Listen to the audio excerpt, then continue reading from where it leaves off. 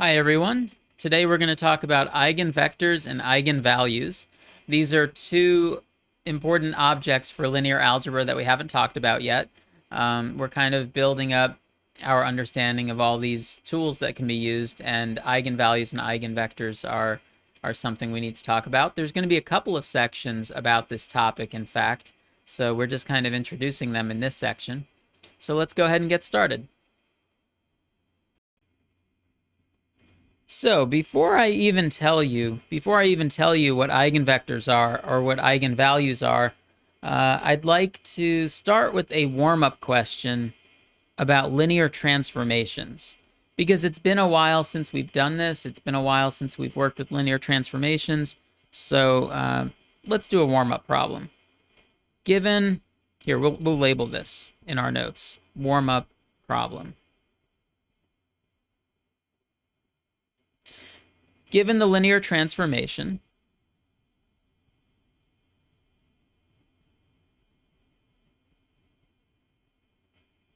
t from R2 to R2, defined by t of x equals ax, where the matrix A is given 1, -2, 1, 4.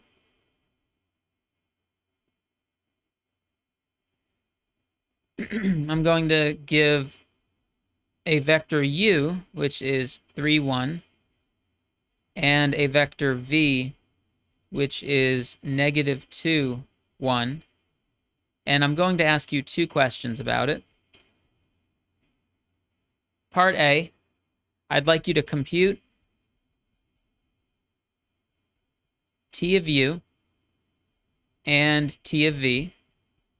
And part B, I'd like you to draw u, v, t of u, and t of v together in one picture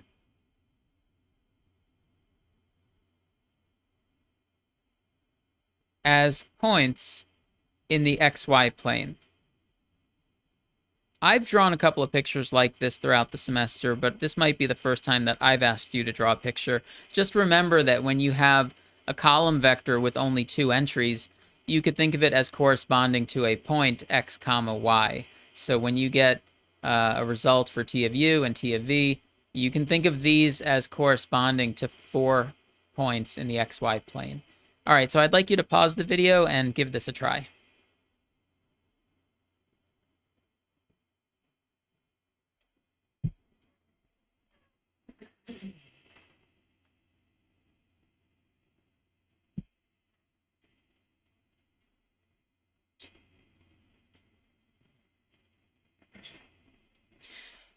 All right, so for part A, let's see, we want t of u. So we basically just want this matrix times this vector and see what kind of result we get. I guess we know two different ways to do this now. There's the original way that we learned of doing a matrix times a vector, and then there's also just matrix multiplication, right? We could do matrix multiplication on this.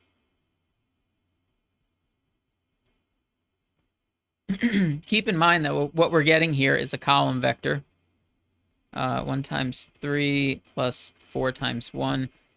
Like, even though this looks kind of rectangular, you know, it looks very wide, it's actually just a single column. And add those up and you should get 1 and 7. And for the other one, t of v, do the same thing. Here's the matrix A, except this time we need the vector v, -2, 1. 1 times -2 minus 2 times 1. 1 times -2 plus 4 times 1. And I get -4, 2. So that's the answer to part A. these two.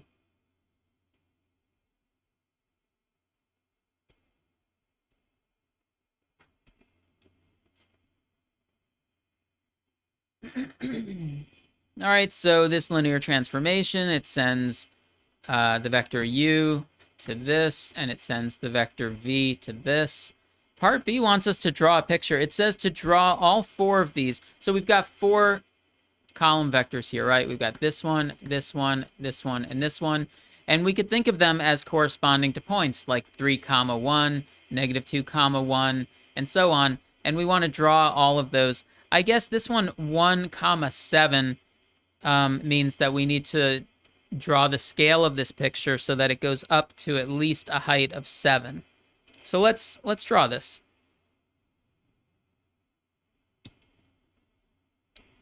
Probably making this have more space than I need. It looks like none of the y coordinates are negative, so I didn't really bother going very far in this direction. We can label these x and y, and just make sure that this goes up to at least 7. All right, so that's 8. So, and we'll do the same kind of scale on this axis, I guess.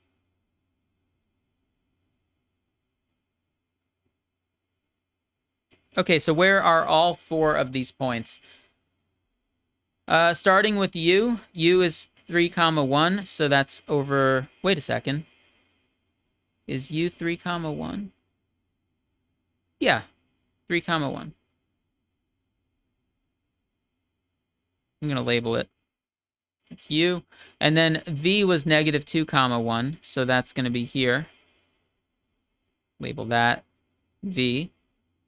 And then we also want these, so like the 1, 7. 1, 7 is up here.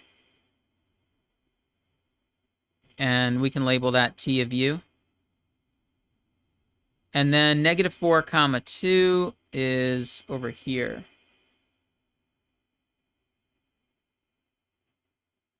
And that one is t of v. So that's it. So when I asked you to draw them as points in the xy plane, this is what I was looking for.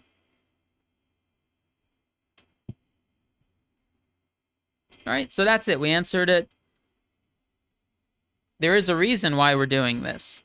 This is going to lead us into our discussion of the main topic for today. We drew these as points because when you have column vectors with only 2 entries, you could think of them as corresponding to points x, y. Couple of remarks here. Let me write some of this instead of just saying it. So as points, we draw them the way that we drew them. But as vectors, we usually would draw arrows starting from the origin. So I'll draw this picture again.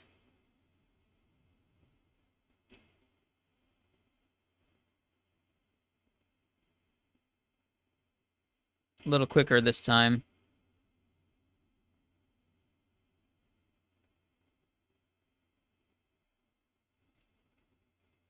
So, yeah, you still have the same points, but we usually draw them as arrows starting from the origin. That's something that you usually do in a class like Calculus 3. We haven't really needed to do it much in this course, but I think we've maybe done this once or twice.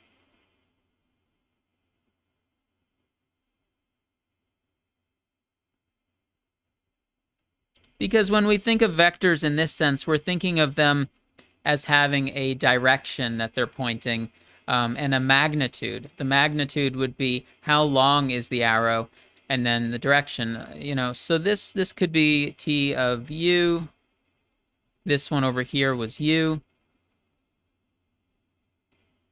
Over here was v.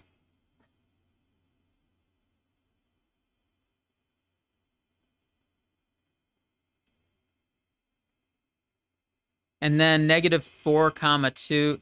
Yeah, that was over here. That's T of V.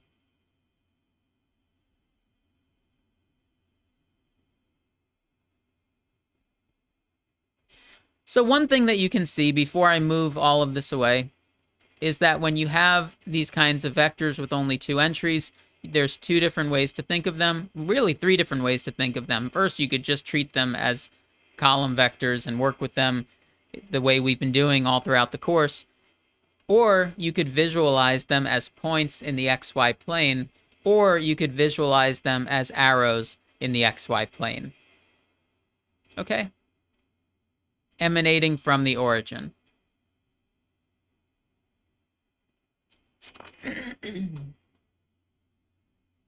Something I want to point out here.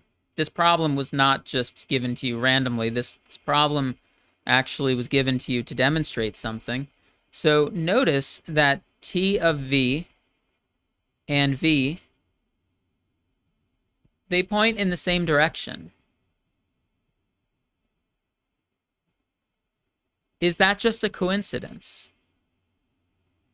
See that? They're the arrows, like what direction they're pointing in away from the origin. They're both pointing in the same direction, just T of V is going a little further than V. But the other ones, U and T of U, they're pointing in totally different directions. We need to talk about this. Is this just a coincidence? Is this something that happens often? In other words, what does it mean to point in the same direction? It means that T of V is a scalar multiple of V.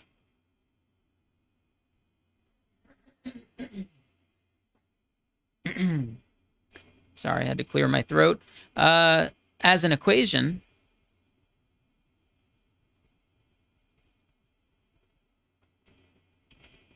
A times V, remember, that's how we got these. We had this matrix A that we used. And A times V is a scalar multiple of V. So I need to write like a scalar times V.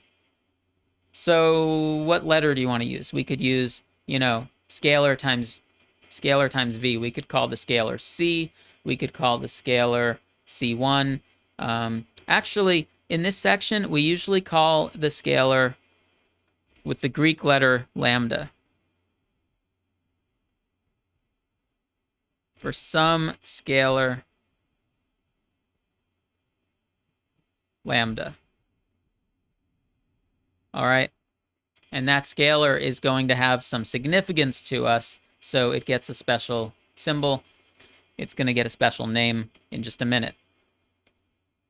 In particular,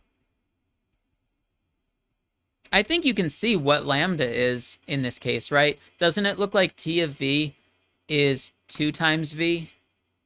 So this would be T of V, and it looks like lambda would be 2. So I'm going to write that out, though. I'm going to write it as, here's A.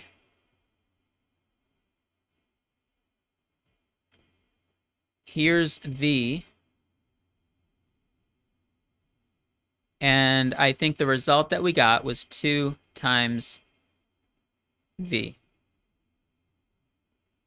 Underneath this, I'll just write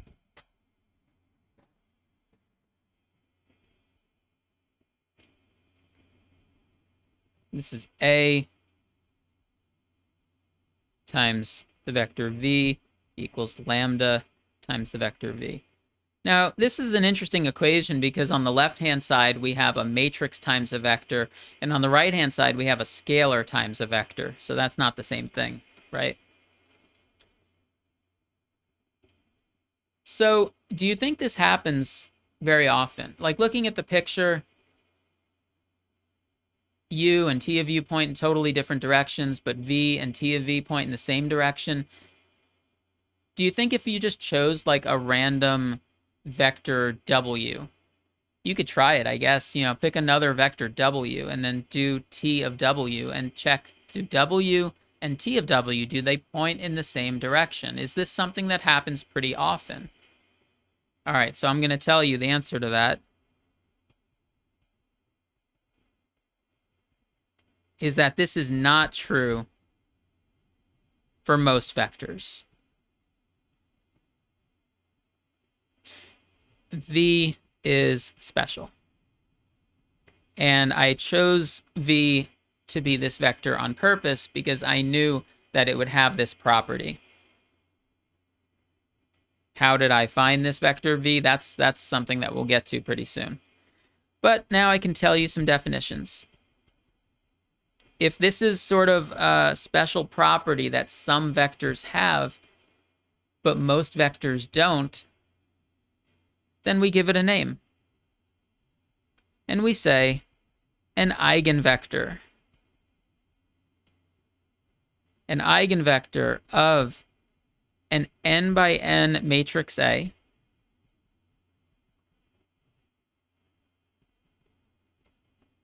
is a non-zero vector x such that ax equals lambda x for some scalar lambda.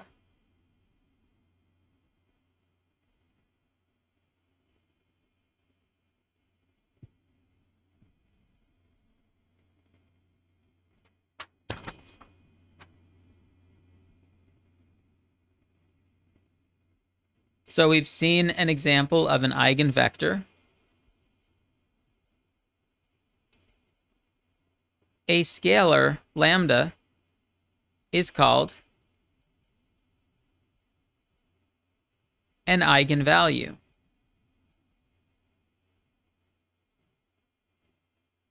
Of A if there is a non-trivial solution x of ax equals lambda x.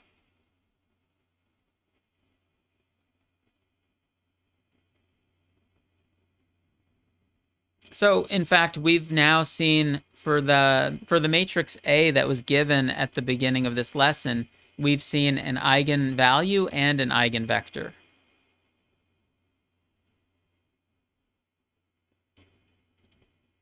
And we put them together. We say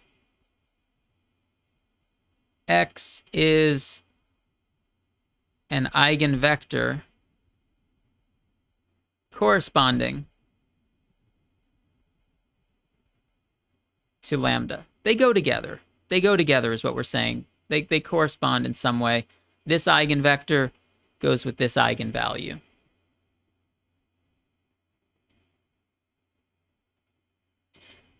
In the definition of eigenvalue, do you see why we're saying a non-trivial solution? We're not just saying that there's a solution, we're saying there's a non-trivial solution. It's because given this little equation here, x equals 0 would always work. If x is the 0 vector, it always works. And that's considered to be kind of trivial. And the ones that we're interested in are the non-zero vectors x.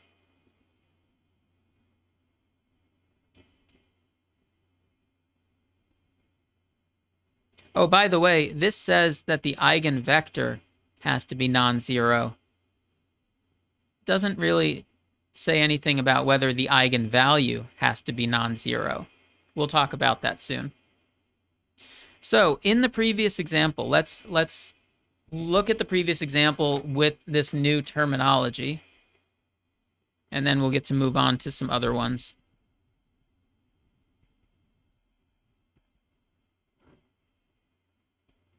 So, given A equals this matrix,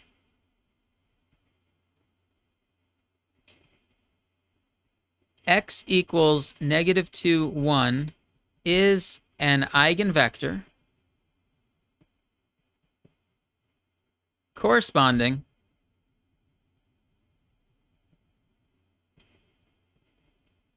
to the eigenvalue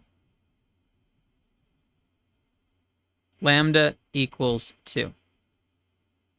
Okay, so that's the same thing we've said before, but using this new terminology. And I guess I called it x instead of calling it v. Here's a question for you. Does this matrix A have other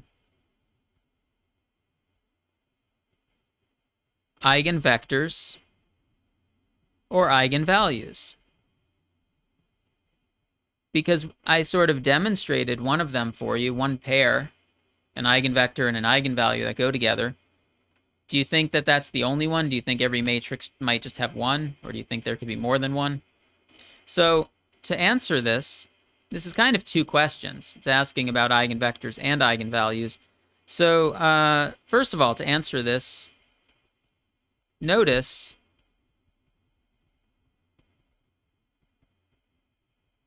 that any multiple of -2, 1 is also an eigenvector corresponding to lambda equals 2. I'll show you this. Example.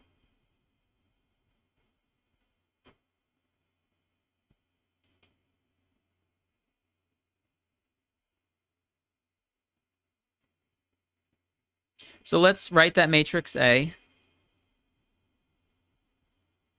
And let's put in, instead of that matrix, instead of that vector x, let's do a multiple of it. How about -6, 3? That's a multiple of x.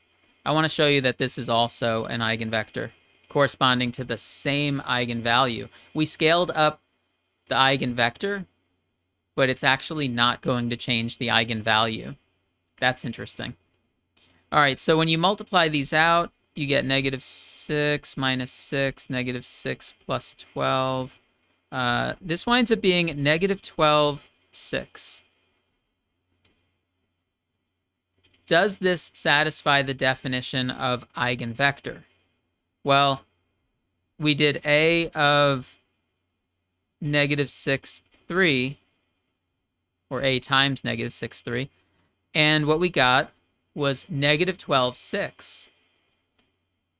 -12, 6 is 2 times -6, 3. I'll put a little check mark there. So we have, A times a vector equals lambda times that vector.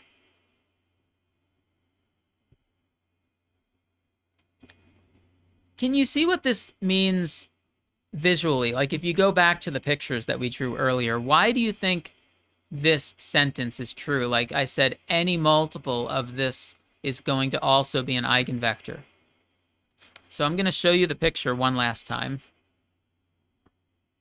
and tell you the reason why that happens is because any multiple of v is also going to be pointed in the same direction, which means it's going to be on this same line. And if it's on this same line, then it's also going to be a multiple of t of v. So that's the reason. We're still pointed in the same direction. We're still on the same line, or the same ray emanating from the origin. Pointed in the same direction is a good way to think of it. Okay, so that is part of the answer to this. We said, are there other eigenvectors or eigenvalues? And we found that the eigenvalue lambda equals 2 actually has lots of eigenvectors that go with it. There's -2, 1, -6, 3, or any multiple. So actually there's infinitely many, right? So maybe we just say the span of x describes the set of all eigenvectors corresponding to lambda equals 2. What about, is lambda equals 2 the only eigenvalue? Are there any other eigenvalues? Any other? This should be a question that we're wondering. Another question you should be wondering is, how would we find this in the first place? Well, let's try to find other ones. So what we want, according to the definition, is we want A times a vector to equal lambda times that same vector. Can we solve this? Does it might feel like there are too many unknowns because there's x, which is kind of unknown, and there's lambda, which is unknown. But let's try to work with this anyway. One thing that we could do is we can do algebra. We can subtract lambda x from both sides, and then the right-hand side is the 0 vector.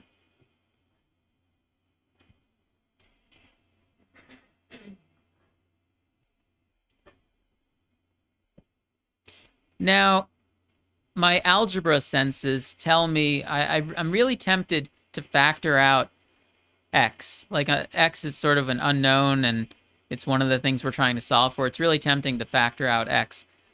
But how can we factor out x in a linear algebra sense? It's on the right of a, and it's on the right of lambda. Can we factor it out on the right? Check this out. Can we do something like this? What would have to go in the parentheses? Can we say a minus lambda? No, we can't say a minus lambda. If I say a minus lambda, then I'm doing a matrix minus a number, and that doesn't make sense. We don't do a matrix minus a number. However, it does work if you do lambda I, where I is the identity matrix. So that's pretty cool. That's pretty cool. You can check. You can, if you're not sure, that these lines are equal, that these equations are equal, multiply this out, like distribute a times x, and then the lambda I times x, and it does equal the previous line. So can we find like lambda or x's from this equation? Well, let's do it for this particular example. What's in parentheses is, here's a minus lambda times the identity matrix in the 2 by 2 case. That's what's in my parentheses. Times x equals the 0 vector. This is what we're trying to work with.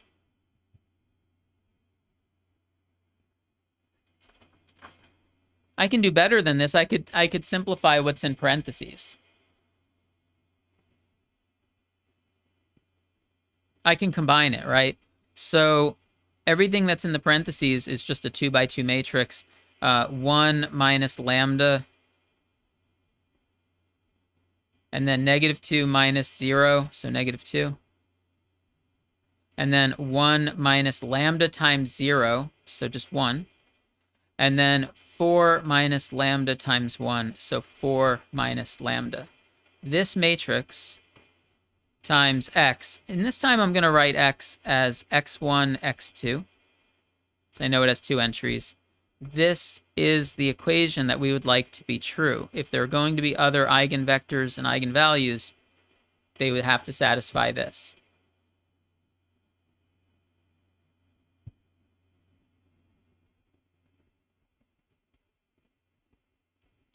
Well, this has non-trivial solutions if and only if. What do you think I'm about to say here? What do you think?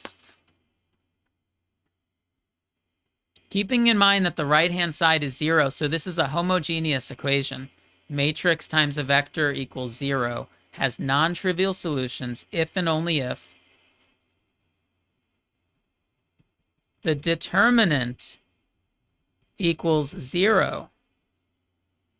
Yeah, so the determinant is getting involved here. That's why we had to wait until now in the course before we could talk about this, because now we're very good at determinants. We want the determinant of this matrix. It's not the determinant of A. It's the determinant of this thing, which I guess is A minus lambda I, which we've already done. So determinant of this. I'm just writing the vertical bars, that notation to mean I want the determinant of this. I want to know if this is 0.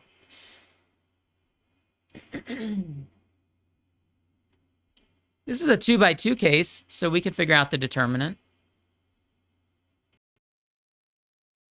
All right, so let's use the formula for the determinant in a 2 by 2 case. We get 1 minus lambda, 4 minus lambda, minus, well, actually, it's minus a negative 2, right? So, should we just say plus 2?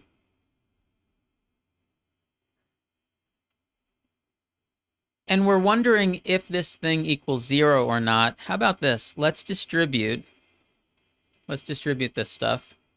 So I get 4 minus lambda minus 4 lambda plus lambda squared plus 2.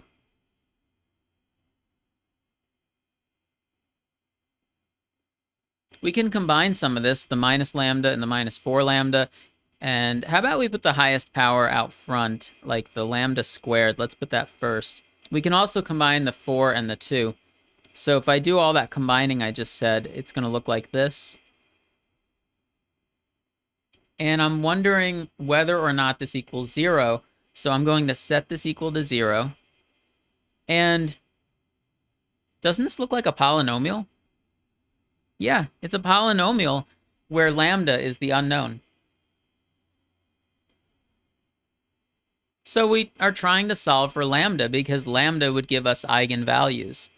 And I'll remind you that just a minute ago, the question that we were asking is, are there any other eigenvalues? Well, we factor this polynomial, and we get lambda minus 2, lambda minus 3. So this tells me that lambda equals 2, and this tells me that lambda equals 3. They both seem to be solutions to this equation, which means they both seem to give us a determinant of 0. So they both should give this system non-trivial solutions. Well, one of them, this one, is the one we already discussed. Right? We've discussed that eigenvalue for this matrix A. But this is a new one. This is another one. And it doesn't seem like there are any others. It seems like if there were any more, we would have found them in this process. So I think 2 eigenvalues seems like that those are the only 2 eigenvalues for this matrix A. So do you know what question I'm going to ask next?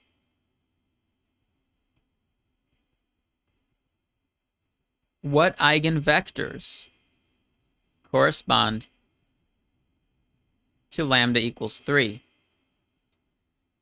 Because I think we've already described the eigenvectors that correspond to lambda equals 2. In the lambda equals 2 case, first we started this lesson with one particular eigenvector, and then we went on to say that any multiple of that, I'll just show you this.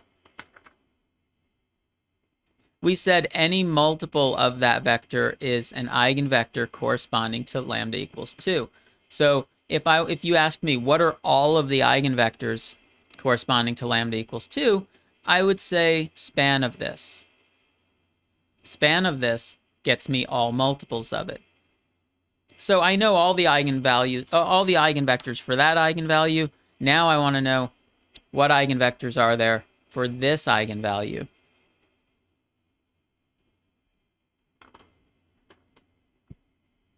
If we went back a few steps above,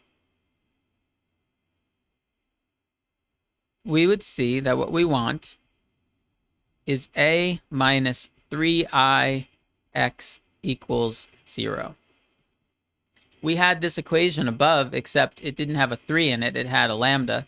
But now we're investigating lambda equals 3, so we just put in 3. Can we find solutions x? Yeah, I think we can. So if you actually did a minus 3i, you would get 1 minus 3, negative 2, 1, 4 minus 3 times x equals the 0 vector.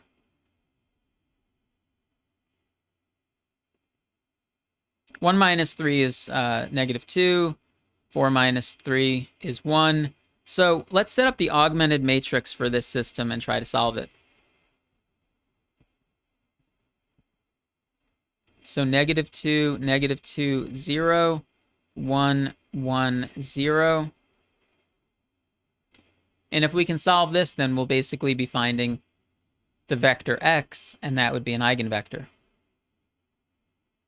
Or maybe we'll find more than one eigenvector, because look at this. These two rows look like multiples of each other. So this row reduces to 1, 1, 0, 0, 0, 0.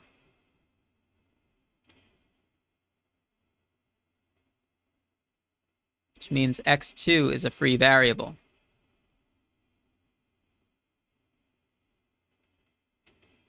I guess we could say row 1 is telling us that x1 plus x2 equals 0. So if we try to solve for a basic variable in terms of a free variable,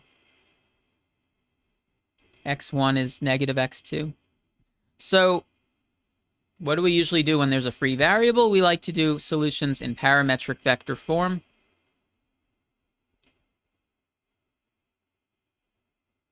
We got negative x2 and x2.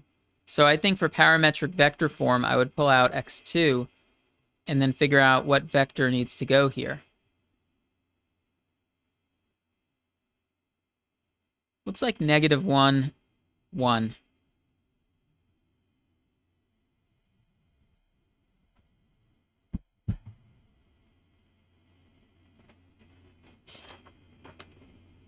So I think that we've actually fully described all the eigenvalues and all the eigenvectors of this matrix A that we were given.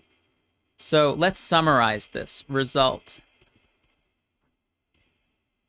And keep in mind, this was for the given matrix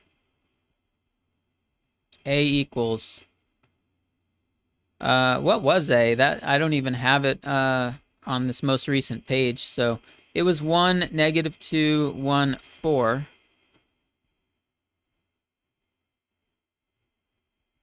The eigenvalue lambda equals 2 has eigenvectors are any multiple of negative 2, 1, and eigenvalue lambda equals 3, we found that the eigenvectors that correspond to it are any multiple of negative 1, 1. You could see it right there in the parametric vector form. So this matrix, this 2 by 2 matrix, wound up having 2 eigenvalues, and each eigenvalue has a family of eigenvectors.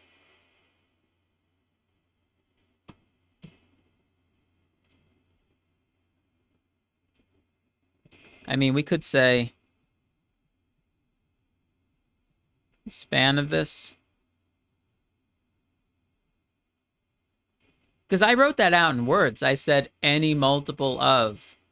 Well, instead of saying any multiple of, you could just say span of, because it's a single vector, right? Here you could say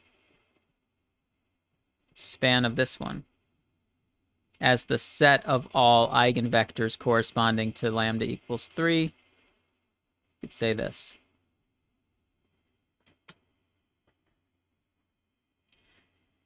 Wow, we've spent a lot of time on this particular matrix. You know, we started the lesson with this 2 by 2 matrix A. I kind of posed it as a warm-up problem, but it was actually kind of a a jumping off point for us to discuss eigenvalues and eigenvectors. I want to remind you of something, though. When we started this, going back, we started at the very beginning just by computing t of u and t of v, and then I said, oh, look, one of these has the output pointing in the same direction as the input, and, you know, that seemed like a special property. We wound up calling it an eigenvector. So it seems like this eigenvector was given at the beginning of the lesson. And you might wonder, like, well, how would you find that if it wasn't given? The answer is this process that we did found it. Like, you would do this process and you would find all of the eigenvectors. It turned out that one of them was something that we had already discussed, so we didn't really go into any further computations for that because we didn't need to. So we said, all right, lambda equals 3 is the new one, and then we went through all this stuff to find the eigenvectors corresponding to it. But if we didn't know this stuff about lambda equals 2 already, we would do this same process, but with a lambda equals 2. And that is how you would find this from scratch. You could find both eigenvalues and you could find these eigenvectors completely from scratch. All you really need is the matrix A, and you need to understand the definitions, and that's it. Speaking of definitions, I have a new one.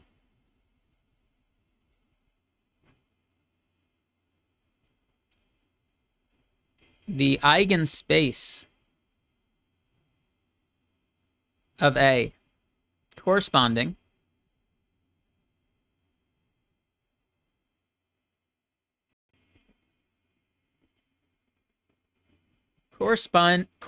to lambda is the set of all solutions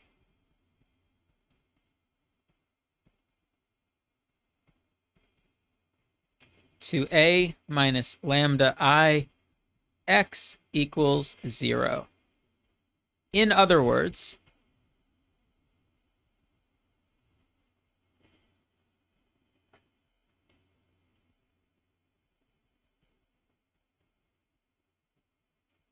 it is the null space of the matrix A minus lambda I.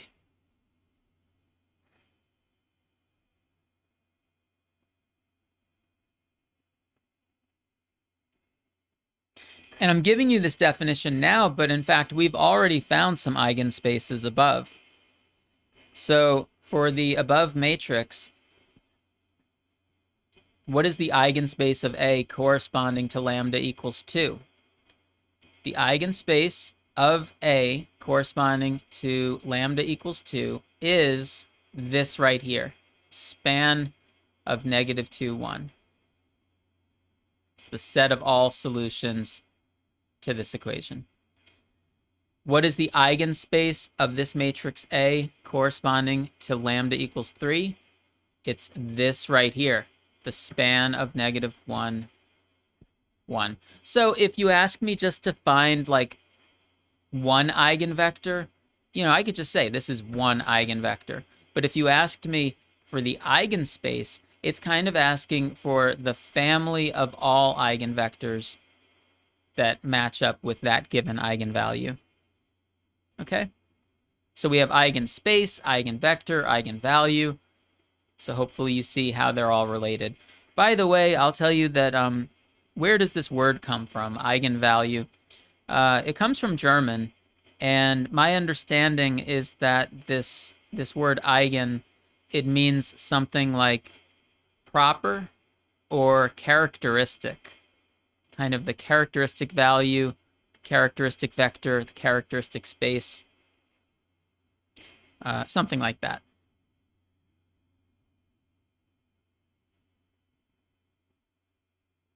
So I think I have a problem that I'd like you to try. We've spent a lot of time looking at one particular matrix, and I'd like to look at a different one.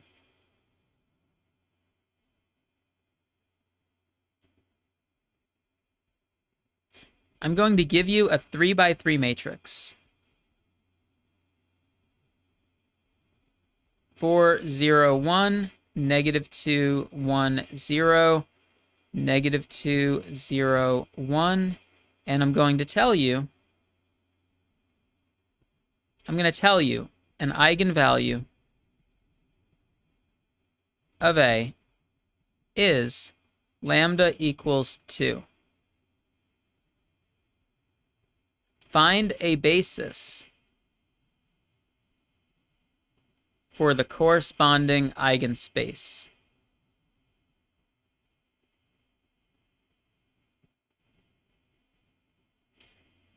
And what is its dimension? So I'd like you to pause the video, spend a few minutes, and see if you can answer this.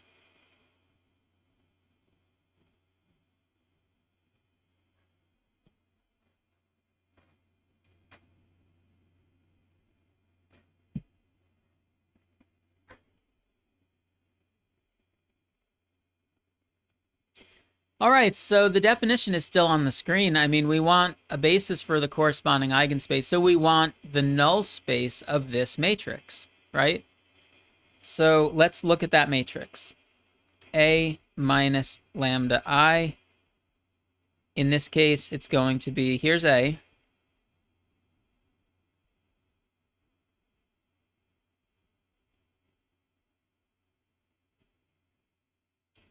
And what is lambda I? Well, lambda is 2. And I know what the identity matrix looks like. So when I do 2 times I, I'm just going to get this. So lambda I is something that you can do pretty quickly. Oh, let's subtract these. Subtract these out.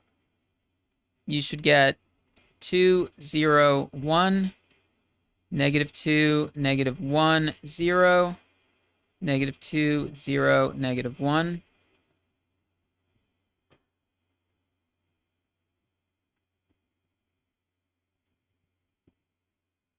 So what are we looking for? Corresponding eigenspace. We want the null space of this. We want the null space of this. Okay. We can do that.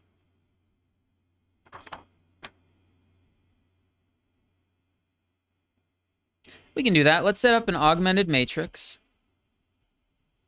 You know that for the null space, you basically want to have a system like AX equals 0. This is going to be not AX equals 0, but it's this X equals 0. This times X equals 0. So augmented matrix of this times X equals 0 is going to look like the matrix we just found, but with a column of zeros for the right-hand side. And I'm setting that up because if we solve this, we'll be finding the null space. So do row reduction on this and see what you get. 2, 0, 1, 0. You know, we might not do exactly the same row reduction steps, but in the end, we should get the same thing.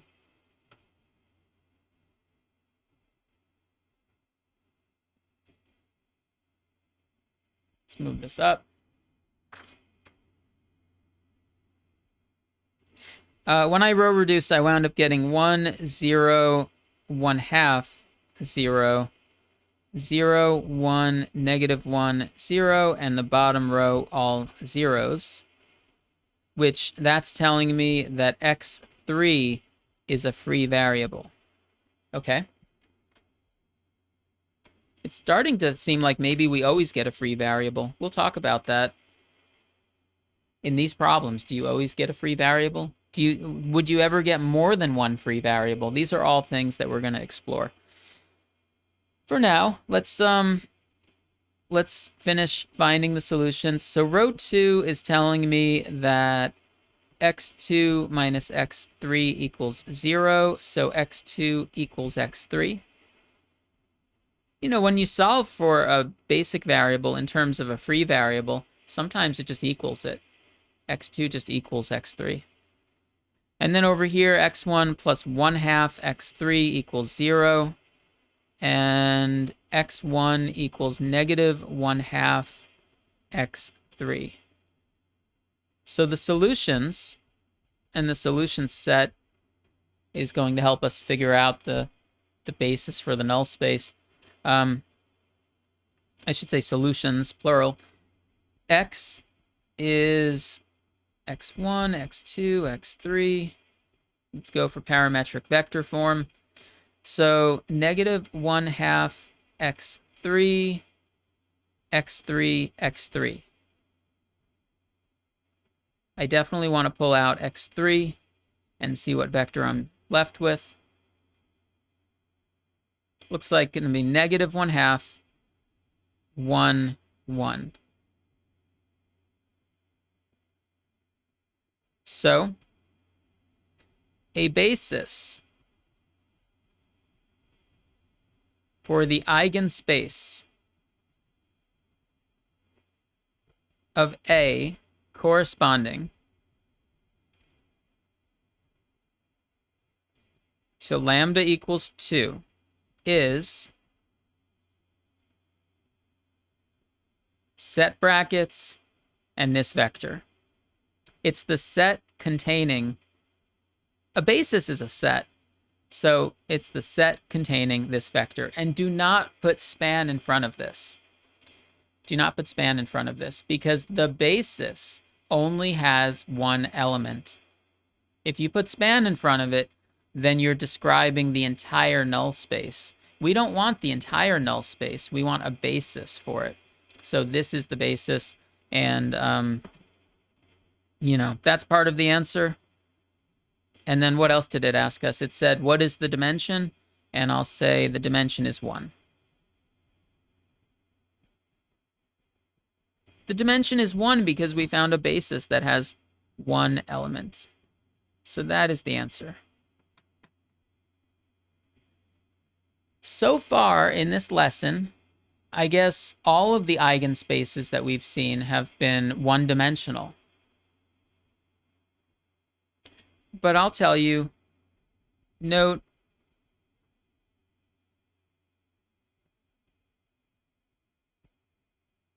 an eigenspace can be more than one-dimensional.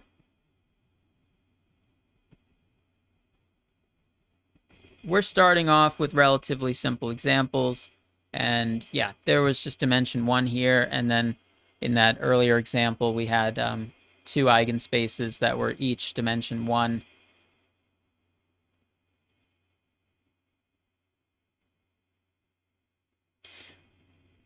So at this point, I have a theorem to tell you that is going to give us a shortcut for certain matrices. It's not going to be a shortcut that we can always use.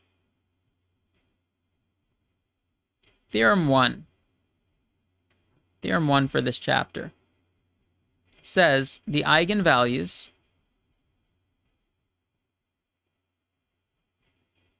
of an n by n triangular matrix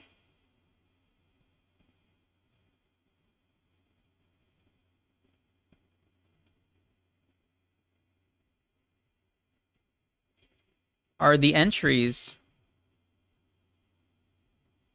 on its main diagonal. Okay, so that's cool, because if you have a triangular matrix, it's quick to see what entries are on its main diagonal. That seems to be telling us what the eigenvalues are, and it's also giving an indication of how many eigenvalues there are. It seems like kind of a big deal. And we haven't done any proofs in a while, so I want to do a proof, but this says n by n. And what I'm going to do is I'm just going to prove this for one case, and we're going to do the proof of the 3 by 3 case. Of course, that's not a complete proof of the theorem, right? N by n. This is not a complete proof of the theorem. But the textbook we're using also only proves the 3 by 3 case, and that's what we'll do because I think it'll still give us some insight into why the n by n case is true. And the 3 by 3 case is small enough to really illustrate it, and I think it's going to be good for us to go through this. So A minus lambda I. What's the matrix A? I guess if we're doing this in a proof, let's say that let's say we have a triangular matrix A. All right, I'm leaving out some of the details here.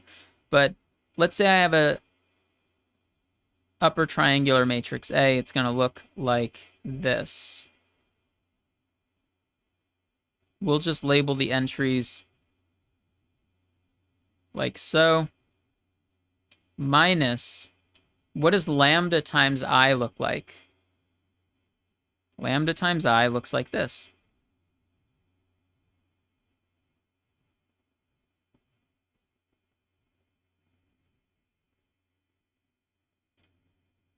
And we can do the subtraction and get one 3 by 3 matrix. It goes A11 minus lambda, A12, A13, 0, A22 minus lambda, A23, 0, 0, A33 minus lambda.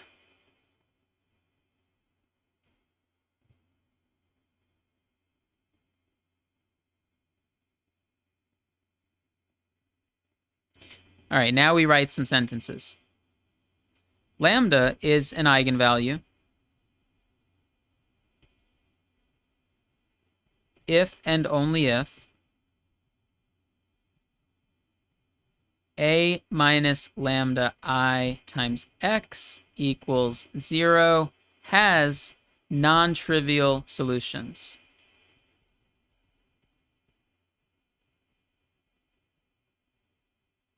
Which happens when there is a free variable. Yeah, I mean, this is a homogeneous solution that we're talking about. So it's either going to only have the trivial solution or it's going to have a free variable. So you do need to have a free variable. So looking at this matrix, the last matrix that I wrote, if we imagined setting up the augmented matrix, you know, like when does this have a free variable versus not? When does this have a free variable? I'm going to say from the matrix above, a free variable occurs if and only if and only if, looking at this form, I'm thinking, all right, so in order for x3 to be a free variable, this entry that I'm pointing at would have to be 0, right? What would it take for this entry to be 0? In order for this entry to be 0, lambda and A33 would have to be the same thing. You know, A33 minus lambda would have to be 0. What would it take for x2 to be a free variable? If x2 is going to be a free variable, A22 minus lambda has to equal 0. Or if x1 is going to be a free variable, A11 minus lambda would have to be 0.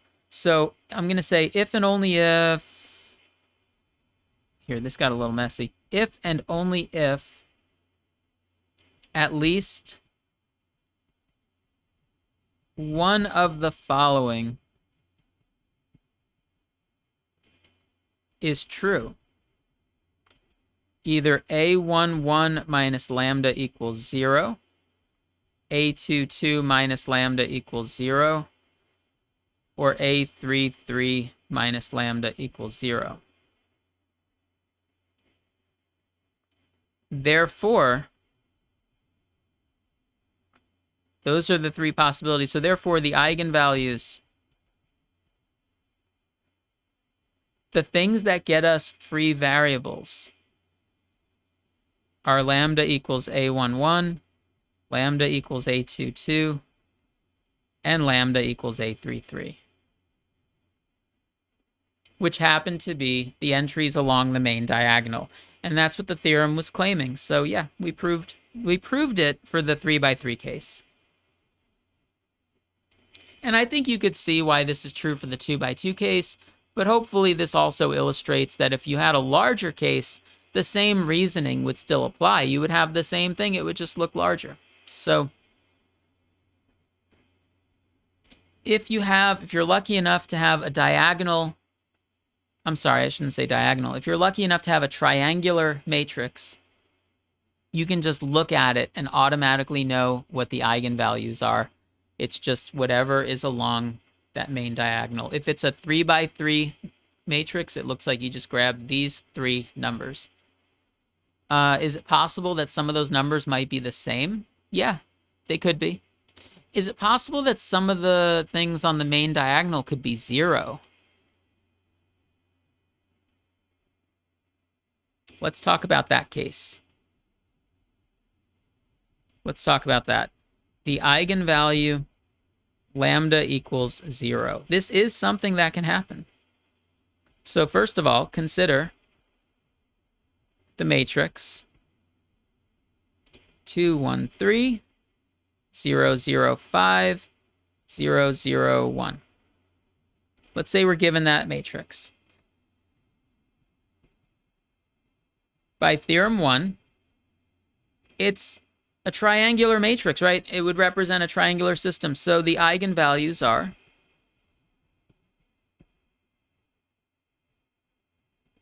we've been writing lambda equals this, lambda equals that, lambda equals that, but really we're getting 3 eigenvalues. So something that you might want to do, and something that I might start doing, is I might label them lambda 1, lambda 2, and lambda 3.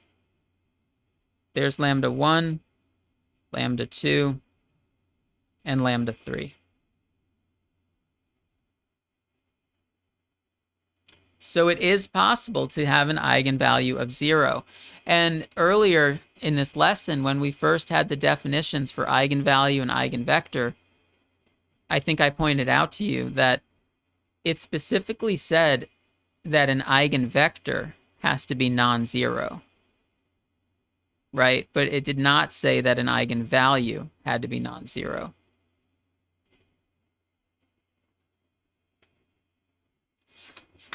Let's go back and look at that.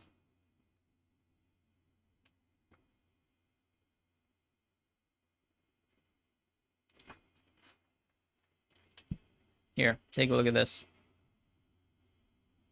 We said an eigenvector of a matrix A is a non-zero vector such that AX equals lambda X. So eigenvector we said was non-zero, but an eigenvalue can be 0.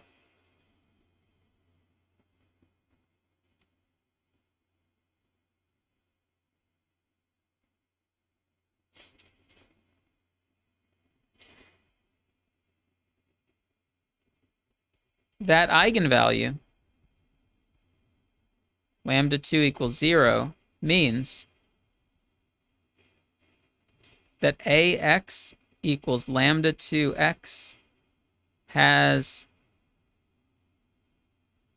non-trivial solutions.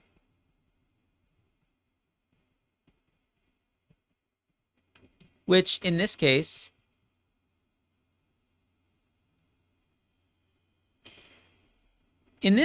if lambda 2 is 0, then doesn't this just say AX equals 0?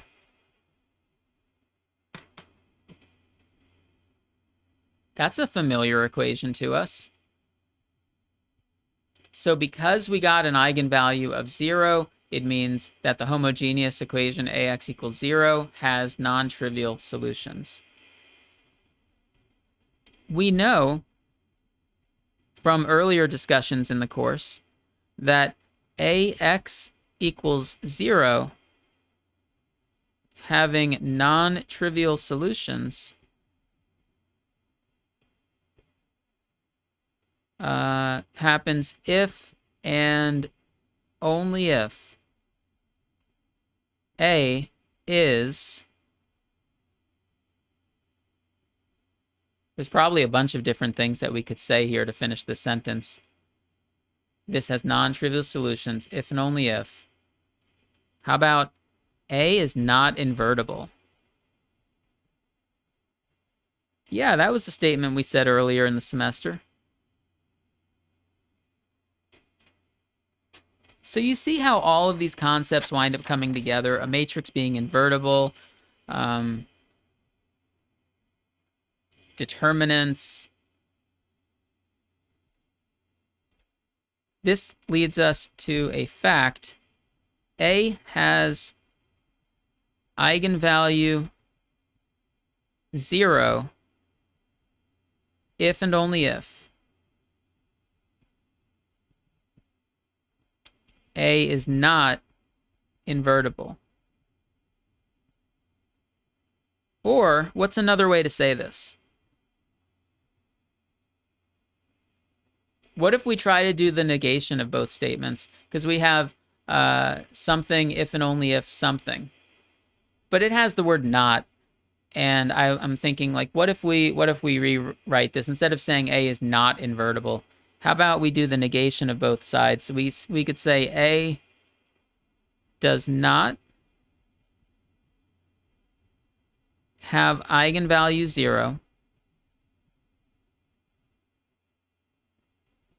if and only if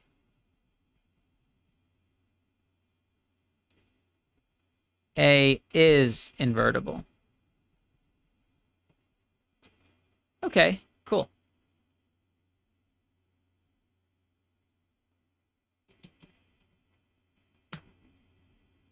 So this statement, let's just put a box around it. This statement, we will add this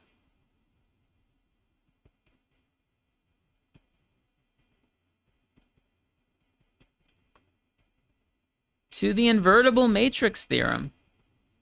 We've been collecting facts about invertible matrices, and this is a new one.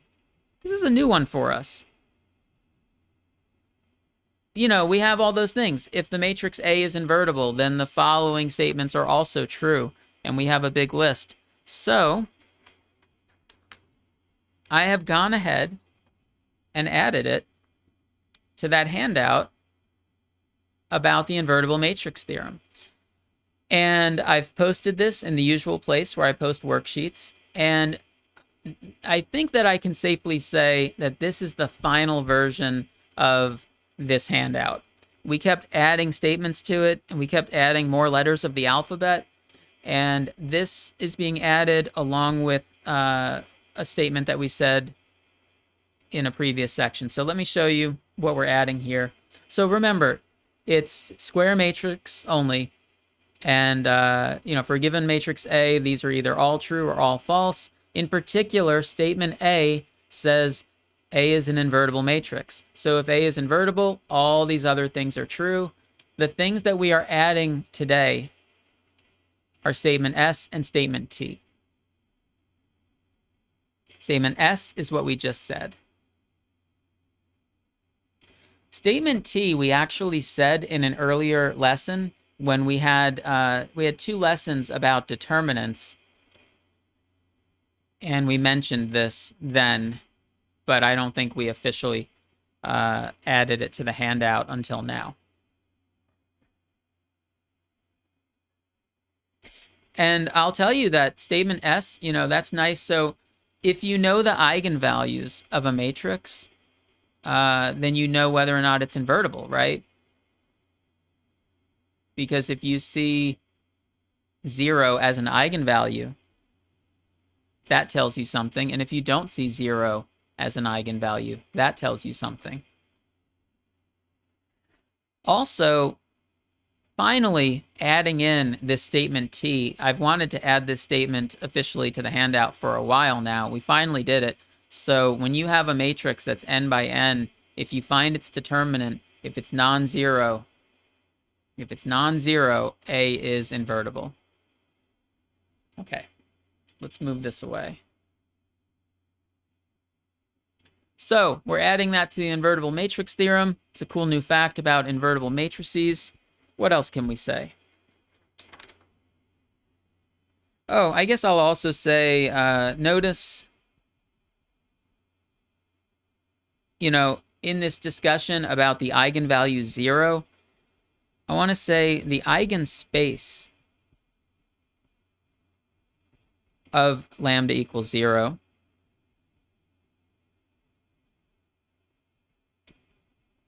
is the set of solutions to, well, we had a definition for eigenspace earlier, but look what happens to the definition of eigenspace if you put in lambda equals 0. It just becomes AX equals 0. So the eigenspace of 0 is just the set of solutions to this. So it is the null space of A.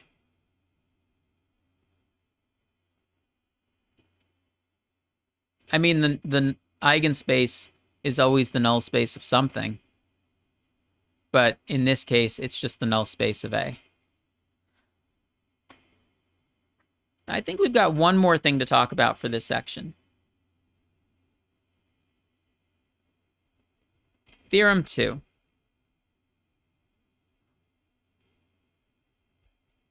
If V1 to VR are eigenvectors of an n by n matrix A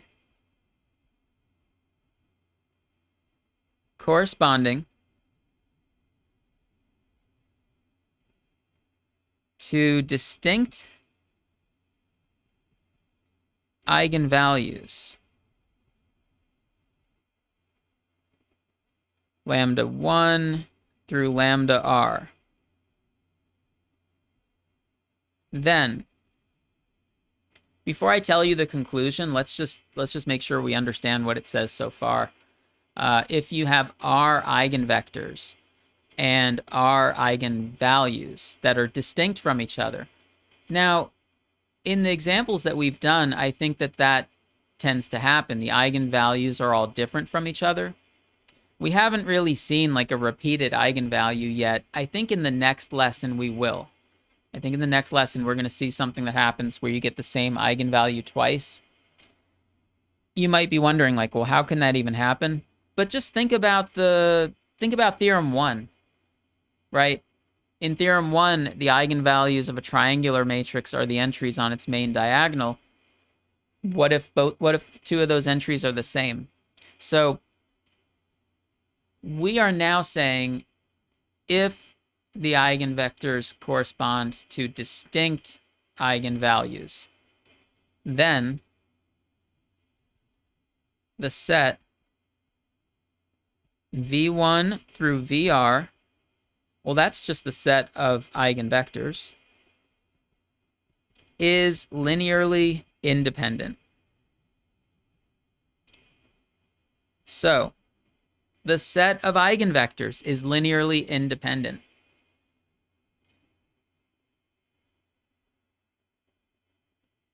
Is that something that we've seen happen today? Let's go back to our 2x2 example from earlier, because that 2x2 example we looked at pretty thoroughly. We had A equals 1, -2, 1, 4. And, we summarized the results, but I'll just say it had the eigenvector -2, 1. That was one of the eigenvectors corresponding to 2. I'll call it lambda 1. That was one of the eigenvectors corresponding to this eigenvalue. I mean, you could also do multiples of this, right? But that is an eigenvector corresponding to this eigenvalue. And it had this eigenvector corresponding to this eigenvalue. And theorem 2 says that the set -2, 1, comma, -1, 1 is linearly independent.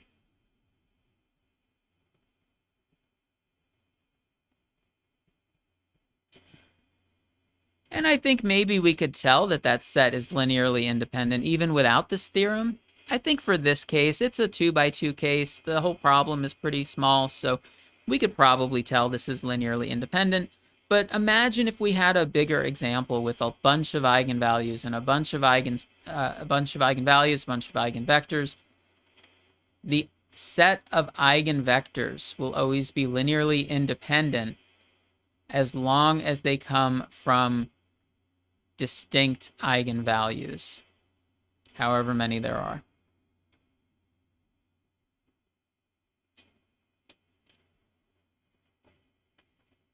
All right, so we've covered a lot today. I think we're going to wrap things up here.